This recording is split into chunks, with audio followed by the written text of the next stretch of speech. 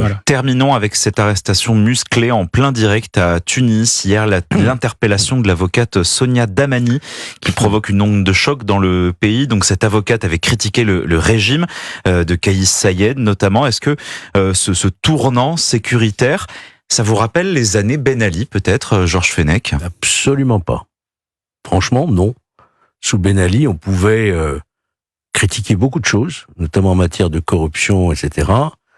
La démocratie n'était pas au point, évidemment, d'une démocratie occidentale, mais il y avait des droits de la défense.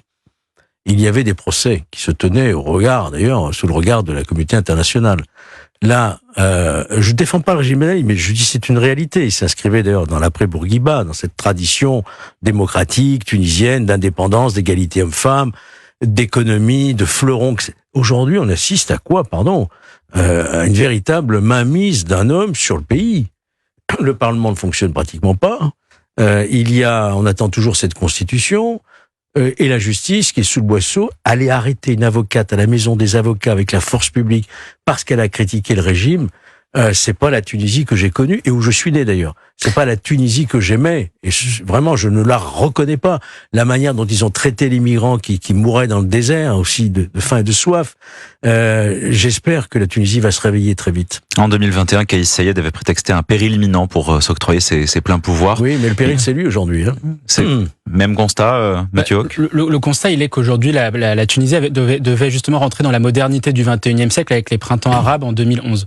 Le problème étant que la société civile tunisienne ne s'est pas adaptée sur un certain nombre de points, notamment sur des points qui ont été mis en œuvre par les gouvernements successifs et qui ont conduit à une situation où les indicateurs, tous les indicateurs de la Tunisie sont dans le rouge. Les indicateurs migratoires sont dans le rouge parce qu'il y a une explosion de l'immigration illégale en Tunisie. Les indicateurs macroéconomiques, notamment sur le plan budgétaire et sur le plan monétaire, sont aussi très compliqués puisque au niveau budgétaire, la Tunisie est en déficit structurel et d'une part et d'autre part sur la question monétaire, le dinar, donc la monnaie de la Tunisie, s'est très largement déprécié ces dernières années. Et le dernier élément quand même qui me paraît très important, c'est qu'aujourd'hui les Tunisiens font sous peut-être la pression de Kais Saied, c'est qu'ils se disent l'insécurité aujourd'hui qui est galopante en Tunisie provient de l'immigration. Et donc en fait, dès lors que Kais Saied opère un virage sécuritaire, les Tunisiens malgré tout semblent le soutenir. Merci messieurs d'avoir eu un mot pour ces 60 arrestations au total en Tunisie contre des journalistes, des avocats et des opposants au régime de Kais Saied. Merci Georges Fenech, merci, ancien magistrat. Merci Mathieu Hoc d'avoir été avec nous, secrétaire général du groupe de réflexion Le Millénaire. Vous êtes bien sur Europe 1, il est 18h50.